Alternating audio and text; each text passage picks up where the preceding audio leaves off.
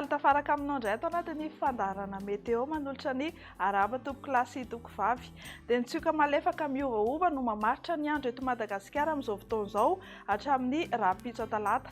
Araka izany ary ho amin'ny rapitso talata faha 12 ny volana septambra 2024 amin'ny maraina dia hisitraka orana malefaka ny any amin'iny fatra Savasy Analanjorofo iny, ahitana andian-javona vao maraina kosa ny ilany atsinanan'ny afoatany mahazo ny aloatra mangoro, ny fatra Vatovavy, Fitovinany ary Atsimo Atsinanana.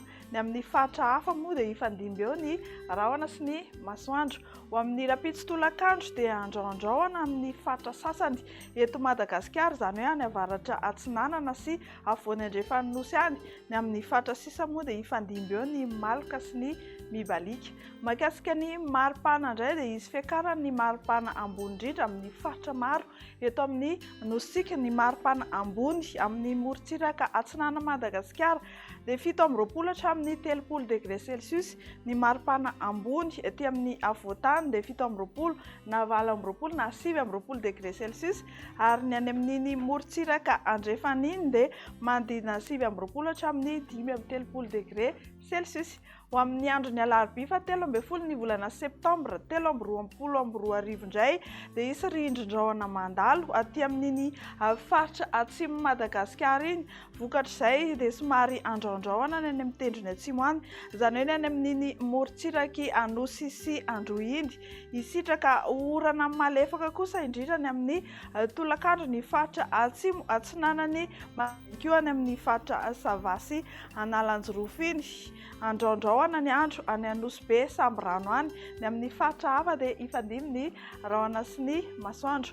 Mahakasika ny maripana amin'izay andron'ny alarobia izay dia midina ny maripana ambony indrindra any amin'iny faritra atsimony Madagasikara iny, takizay koa ny aty amin'ny avoatany. Ny maripana ny maraina zao 7 degré Celsius ny ambany indrindra ny vakinankaratra, ny ambony indrindra ny tolakandro 5 degré Celsius any Analalava sy Antsohiso ny any amin'ny distrikany Maevatanana.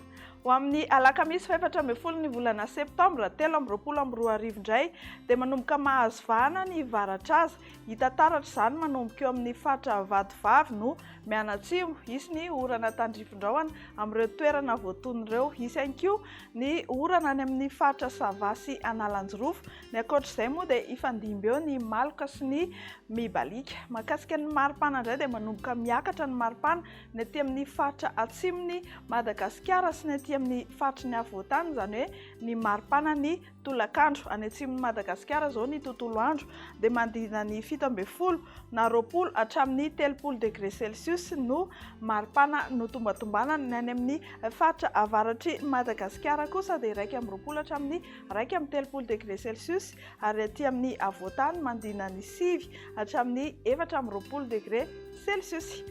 Dia izay toko klasy toko vavy no meteo azo natolotra ho antsika ho amin'ity alina ity. Mirary soa mandrakariva, mandrapitafa tompoko.